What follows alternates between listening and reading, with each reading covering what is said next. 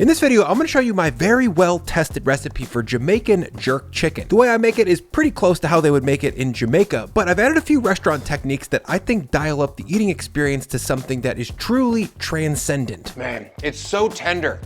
It just falls right apart. To make it, I'll start with some chicken. Specifically, I've got 4 skin-on chicken leg quarters. In Jamaica, they would chop down whole birds for this jerk, but I'm leaving out the breast meat because even with proper technique, breast meat ends up being dry pretty often. Leg quarters, on the other hand, are basically impossible to mess up, and the eating experience is more tender and more juicy than breast. They do usually come with some backbone attached though, which needs to be removed. So to do that, I'll just use a paring knife to slice under the backbone. That'll expose the thigh joint. Then I'll just cut right into the middle of that socket there, then make a long slice from top to bottom to remove the outer edge of the leg quarter that's got the chicken backbone attached to it. From here, I'll flip the chicken over so that the skin side is facing up. Then I'll use my finger to feel around for the joint in between the thigh and the drummy. Once I feel a little gap, I'll use my paring knife to slice right through that. This will give me about 8 pieces of chicken. So next, I'll grab some dry brine, which for this amount of meat is 30 grams of salt and 15 grams of sugar. Then I'll very generously season both sides of the chicken. If you're wondering why I'm using a dry brine before I add any marinade, well, it's because marinades taste great on their own, but they lack enough salt to season this much meat. Adding some salt and sugar first gives us the 2 main benefits of brining. Number 1, it makes the meat tastier because there's more perceivable salt. And number 2, it dramatically increases the amount of moisture that the meat holds onto during cooking, which really pays dividends later on. You'll see, this thing's gonna get juicy. Next, I'll move this chicken over to the fridge to brine for about 15 to 20 minutes while I mess around with the jerk marinade. To make it, I'll grab a big bunch of fresh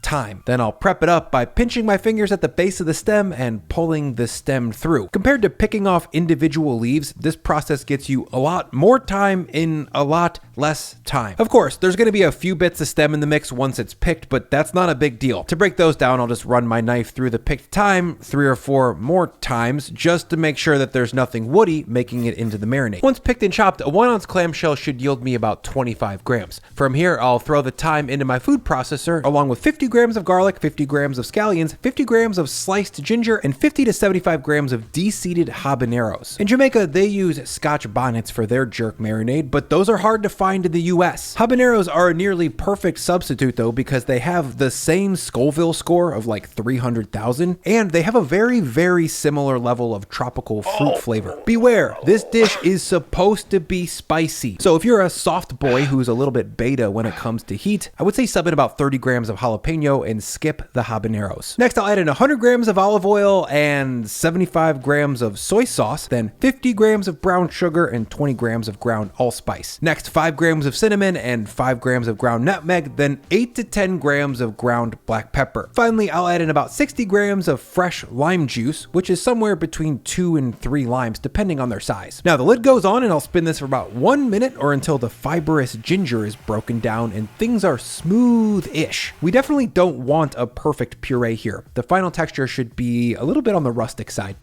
That is really freaking intense. It like punches you right in the tongue. Flavor-wise, it's pretty chaotic. You get the lime, you get the ginger, you get the umami soy sauce, and then the fruity heat of the habanero, and then all of these warm spices that are super pungent. Everything is in your face.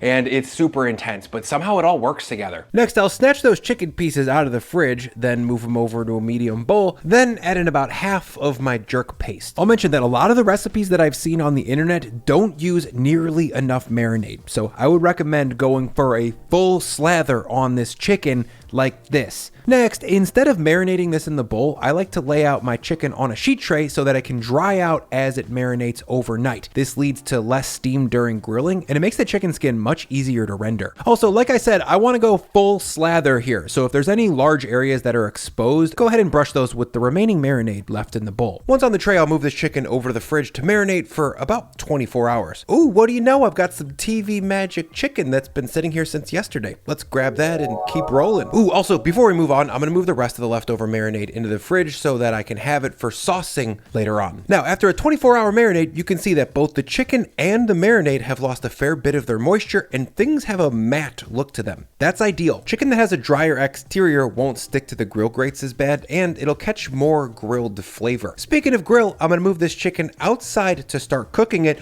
But first, I want to thank Trade Coffee for sponsoring this vid. I love coffee. I love drinking it. I love smelling it. I love consuming sweet treats alongside it. And most of all, I love going to my local coffee shop on the weekend to enjoy it in public. But most days, my coffee ritual is just me, my drip machine, and whatever bag of delicious coffee Trade sent me that week. If you haven't heard of it, Trade is a coffee subscription service that connects you with some of the best local roasters from across the country. You can browse through hundreds of different coffee options on Trade's website, or you can take their quiz. It'll just ask you a few questions about how you like your coffee, how you brew it, and other stuff, and then Trade will recommend something that you'll most likely love. If you don't like it though, they'll send you something else until they get it right. Over the last 2 years, I've just been letting them pick coffees for me, and I've liked every bag that I've gotten so far. Truly. This week I'm drinking a roast from Bean and Bean out of New York. This coffee was ground to order, and you know it's fresh just from how it smells, and also from the roast date that's printed right on the bag. Right now, Trade is exclusively offering my viewers 50% off your 1-month trial at drinktrade.com/Brian. That's drinktrade.com/Brian for 50% off your 1-month trial.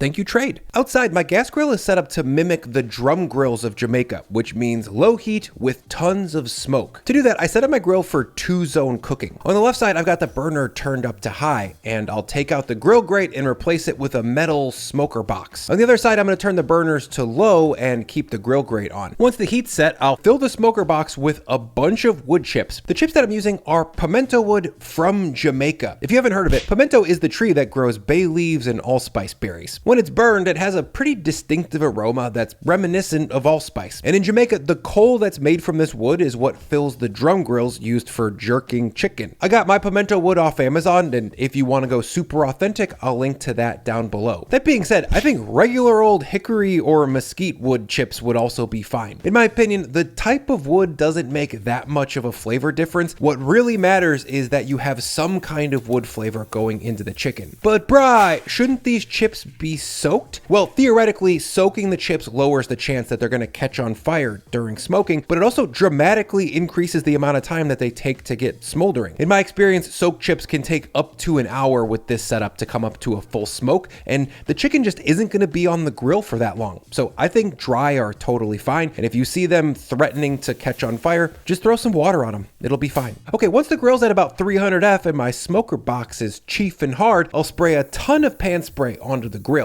or brush on some olive oil. Either way, we need a lot of lube to keep the chicken skin from getting stuck to the grill. From here, I'll drop on my marinated chicken legs 2x4 skin side down. Now, the heat underneath this grate is set to low, but it also needs to be hot enough to make a sizzle when we drop the meat on. Otherwise, we're going to get a lot of stickage on the chicken skin. From here, I'm going to slowly smoke/grill this chicken, or jerk it. That's what the cooking process is called, you guys.